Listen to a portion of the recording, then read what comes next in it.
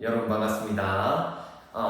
오늘도 드디어 이제 우리 본격적으로 이제 외란에 들어가 보겠습니다. 외란. 그 전에 쌤이 이제 우리 기말고사 요 큰 흐름 쭉 14세기부터 쭉 쌤이 흐름을 정리해주고 있는데 이렇게 흘러갈 거다. 요 느낌을 가져야 돼. 늘 알겠지? 우리 항상 공부할 때 그 느낌 있게 해야 된단 말이야. 공부를 느낌 있게.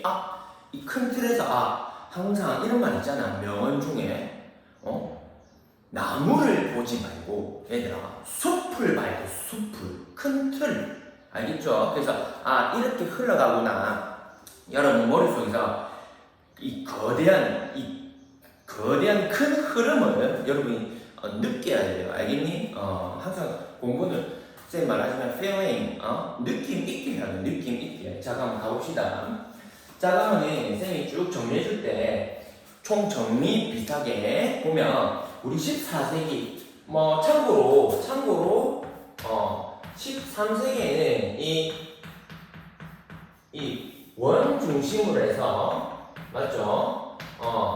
이 동서를 잇는 동서 무역이 엄청나게 성장했죠. 원나라 중심에. 기억납니까? 몽골 원나라 중심에 원나라, 고려, 까마꾸라 막부 해서 이 중심이었으면 이제 14세기 오면 어떻게 되니? 이제 국제관계가, 국제 질서가 변화되죠. 자, 그래서 어떻게 하는지 원나라, 중국은 원나라에서 명나라로, 고려는 조선으로. 기억납니까? 일본 그 까마쿠라 막부도 결국에 이 영업연합군을 막다가 결국에는 이 교토, 그때 당시에 무로마치 막부로 변화되는 걸 배웠습니다. 맞죠? 국제관계가 변화되는 걸 배웠으면 이 15세기 되면 어느 나라? 이 명나라 중심으로 국제관계가 완전히 일어나겠죠. 기억나니? 그거를 가능하게 했던 인물이 누구야? 반드시 기억하는 게 영락제라는 사람. 반드시 키워드로 알아야 됩니다. 영락제. 그리고 영락제 나오면 뭐니? 이 동아시아만 적용되던 그 조공측공 관계를 동남아시아 심지어 아프리카까지 전 지역으로 엄청나게 확대시킨 사람이었죠. 정화항해. 그리고 일본에서는 그 무로마치 막부를 남북조 내전을 통일시킨 아시카가 요시미스에 의한 무슨 무역? 그걸 잘 보여주는 게 일본도 이 가만무역. 기억납니까? 가만무역. 그래서 15세기에 일본의 무로마치 막부조차 명나라의 국제 질서 안에 속하게 되는 모습을 우리 살펴봤습니다. 그래서 명 중심에 국제관계가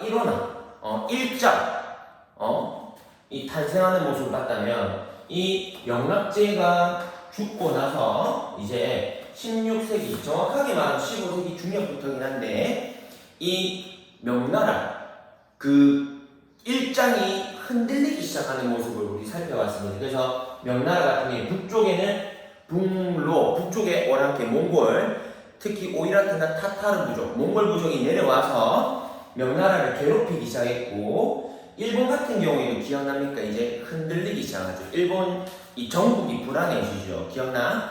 이 오니나의 난 배웠을 겁니다. 오니네 난 사건 이후로 이제 이 일본도 흔들리기 시작하면서 해적들이 먹을 거 많은 이 맛집 명나라를 공격하기 시작했죠. 그래서 명나라 같은 경우에 위아래로 얻어맞는 처맞는 상황이 되잖아요. 그래서 약간 이제부터 명나라가 흔들리기 시작하고 이 흔들리는 걸 한번 개혁하려고 했던 사람이 누구야?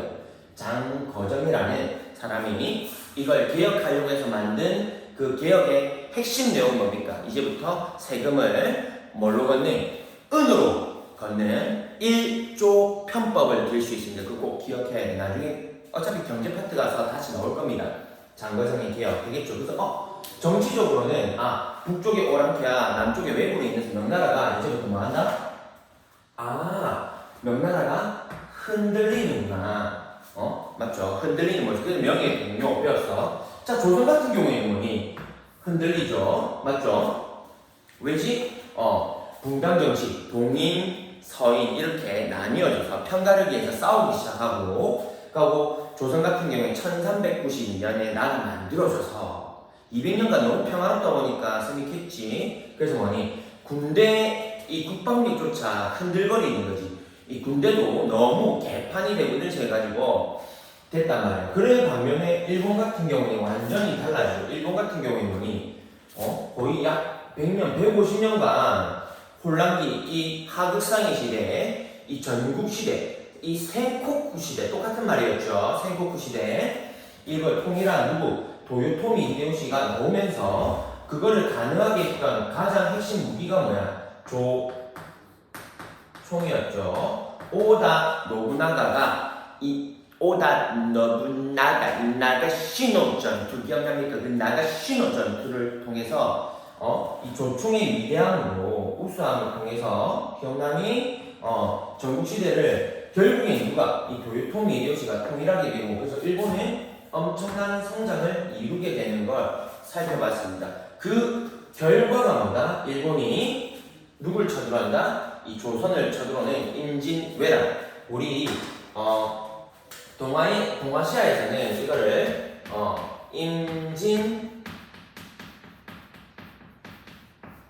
전쟁으로 더 불러주는 사건이거든. 임진 전쟁은 똑같은 말이야. 임진왜란. 근데 임진왜란이 발생하게 된다는 거 흐름 쭉 봅시다. 알겠죠? 그래서 요까지가 쭉 이어지거든. 그래서 우리 이 임진왜란이 발생하고 17세기는 키워드가 뭐냐면 17세기는 동아시아에 일어난 전쟁입니다. 전쟁이 일어나. 전쟁 핵심 키워드가. 그래서 세기별로 쌤이 쭉 어떤 느낌인지 쌤이 정리해놨어. 요 흐름을 머릿속에 가지고 이제 지역적으로 숲을 보고 나무 이거 다음에 이 사건이 이어지구나. 이 느낌을 가져야 돼. 알겠지? 자, 그래서 17세기는 동아시아 전체에 엄청난 전쟁 사건들이 많이 일어나는 국제전쟁. 그 나라 안에서 일어나는 게 아니고 무조건 중국, 한국, 일본에서 국제적으로 일어나는 전쟁들이 일어난단 말이에요. 그 중에서도 제일 중요한 게 나는 외란입니다. 일본이 우리나라를 쳐들어오는 외란. 그 외란을 정확하게 말하면 임진년 1592년에 일어나는 임진왜란이랑 5년 뒤에 다시 쳐들어오는 정유재란을 합친 게 그런데 편의상 우리 그냥 임진왜란이라고 부릅니다. 임진왜란 그냥 또는 이걸 두 개 합쳐서 외란 이렇게 부르니까 그냥 그러니까 임진왜란 정유재란 무조건 구분해야 돼요. 그거보다 그냥 편하게 이렇게도 쓰고 저렇게도 쓰니까 그냥 다 같은 말이니까 좀 참고로 알아두세요. 알겠죠? 제일 세부적으로 나누면 그렇단 말이야. 세세하게 나누면 임진왜란 다음에 정유재란이 터지는 순서가 되겠죠. 이걸 합쳐서 뭐라 한다? 외란이라 부르긴 하는데 그냥 임진왜란 자체가 이 전체를 뜻하고 다 그냥 혼용해서 씁니다. 되겠죠? 그 다음에 임진왜란이 끝나고 나면 나중에 호란, 나중에는 여진족이 우리나라를 쳐들어와요. 여진족 나중에는 자기들을 만주족이라고 부르는데 똑같은 말이에요. 똑같은 말.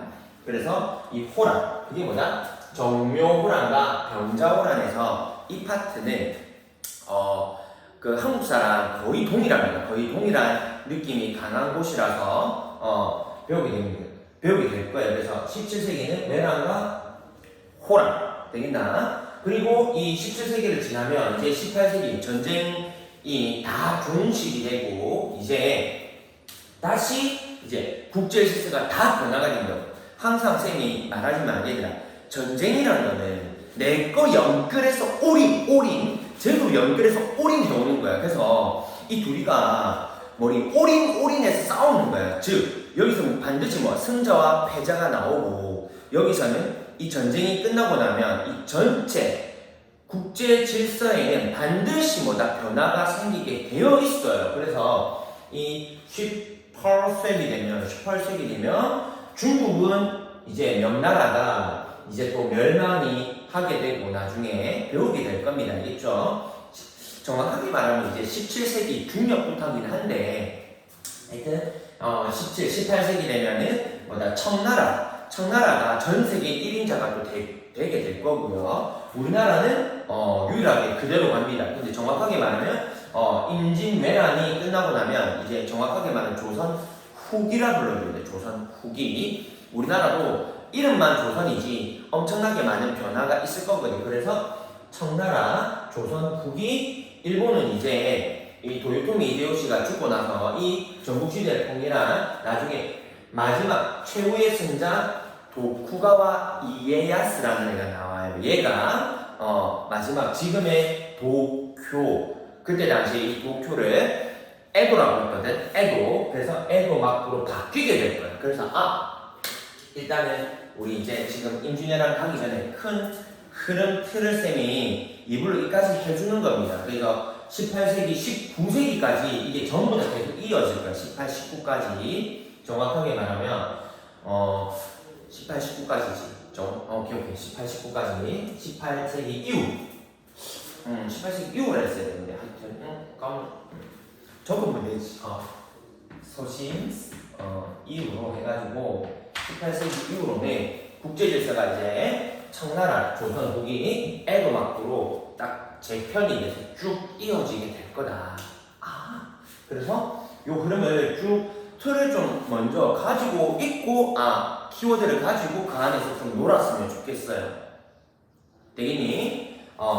그래서 14세기는 원명교책이었다. 원명교책이. 그래서 원명, 그 다음에 고려에서 조선, 가마쿠라에서 무로마치도, 그 다음에 15세기는 명나라의 최전성기를 찍는 영락제가 나오면서 이제 국제관계가 일장이 나오는, 국제관계가 일원화가 나오는 그 증거, 심지어 뭐 일본도 이 명나라 국제관계 안에 속하게 돼 조공채공을 하게 된단 말이에요. 그 증거가 뭐다? 가만무역. 그래서 가만무역이 무로마치 마쿠와 명나라 사이에 있었다. 이거 어차피 또 나중에 전제 파트 가서 그대로 중복돼서 배울 겁니다.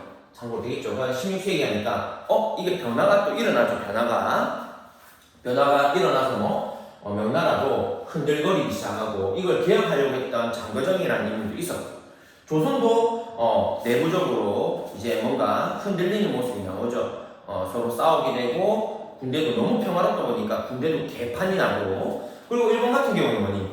자기들의 힘이 가장 최상으로 올라가면서 이제 17세기 오면입니다. 이런 배경에 의해서 임진왜란이 터지게 되고 나중에 정묘병자호란이 17세기는 전쟁이 터지는 시점이다. 그래서 이 전쟁이 끝나고 나면 18세기부터는 다시 국제관계가 다시 변화를 가지고 재편이 이루어져서 청나라, 조선이 애고막으로 가는 이 흐름을 가지고 갑시다. 되겠죠? 이 흐름을 가지고 이제 우리 쌤이 보는 이 17세기를 한번 살펴볼게요. 외란부터 해서 알겠죠? 외란 보고 17세기 호란 보면 이제 쭉 갈 겁니다. 오케이? 좋았어. 자, 한번 끊고 이어서 할게요.